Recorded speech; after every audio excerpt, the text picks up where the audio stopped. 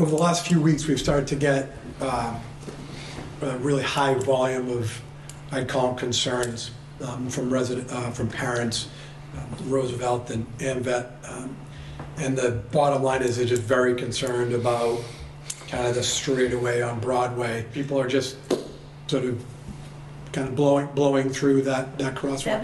75% of the Roosevelt students are either walking, biking, or being dropped off at school. There are more cars parked around that were, more than available parking spaces that exist at Roosevelt. I live on Broadway, and since they've reduced the speed limit on 1A to 25 miles an hour, Broadway has become a cut through. All this traffic that's going around the center of town and coming down Broadway at very high rates of speed. I've also grown concerned with the traffic on Roosevelt and AMVET themselves. You've got cars trying to turn into the parking lots from both sides of the road, and you've got vehicles speeding between those vehicles, and they're not paying attention. And I've seen students nearly be hit on their bicycles. I spent the last 2 days up at Broadway at Roosevelt. On the sign today, that was on the telephone pole, every vehicle going through there was between 25 miles an hour and 31 miles an hour. I did sit up on Roosevelt this morning as well. I will tell you, I think the bigger concern is the congestion in front of the Roosevelt Avenue School. I spoke with the principal yesterday, and there really is no other way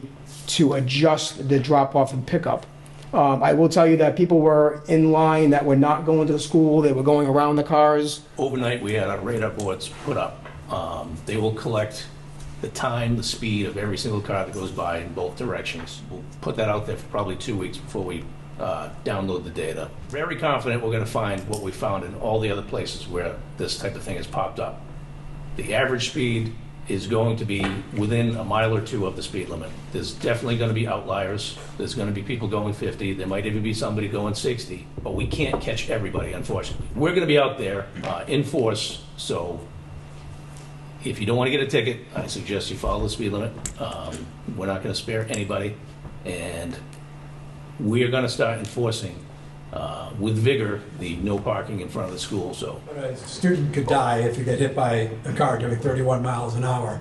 The issue, I think, is that we need some, whether it's visual barriers, visual cues, something to alert people that there's a crossing going on. It was my child a week and a half ago. I pulled over, dropped him off, safely pulled back into the road, and then waited at the crosswalk to signal others that someone was going to cross.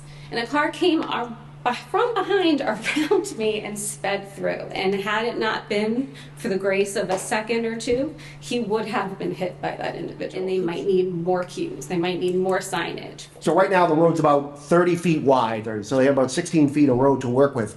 If you channelize that down into like an 11-foot roadway, he'd have 6 feet to come out to before you can stop and look both ways. I've worked in communities where they did have one way from 7 to 9. I make a motion that installing a fog line at Eddy and Broadway, installing the crosswalk stand-up sign in the crosswalk on Broadway, increased traffic enforcement, increasing and enforcing the no parking in front of the Roosevelt Avenue School. All in favor? Aye. The motion would be for the school department and DPW to work together to come up with a traffic flow plan for a drop-off and pickup at the school. So look into the 20-mile-an-hour school zone, if that can be expanded onto Broadway. Looking at a traffic study to see if we can make that a three-way stop. Motion made second. All in favor? Aye. Aye.